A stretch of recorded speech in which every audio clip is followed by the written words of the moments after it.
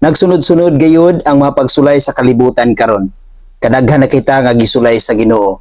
Apan ang Ginoo nag-ingon nga dili gid kita niya biyaan ug dili gid kita niya pasagdan. Ang iyang mga tinuod nga katawhan dili pasagdan sa Ginoo. Iya kining protektaran sa kanunay.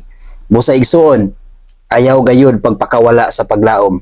Ampo kanunay sa Ginoo, sampit kanunay sa Ginoo, salig kanunay sa Ginoo.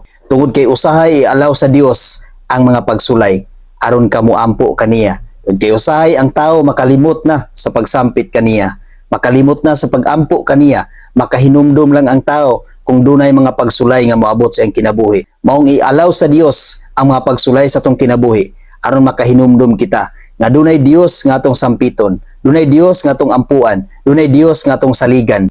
Dili sa tao nato makitan, dili sa mga butang nato makitan, dili sa mga napundar nato makitan ang proteksyon, kundi didto lamang sa Ginoo igsoon o wala sa tao. Tungod kay bisan unsa ang naa sa imong kinabuhi karon, dili gayud kana makaluwas kanimo kung moabot ang grabe nga mga pagsulay.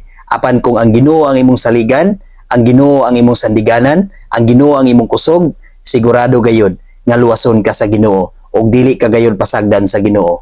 Salmo 94 bersikulo 14. Dili biyaan sa Ginoo ang iyang katawhan, dili niya pasagdan ang mga iyaha.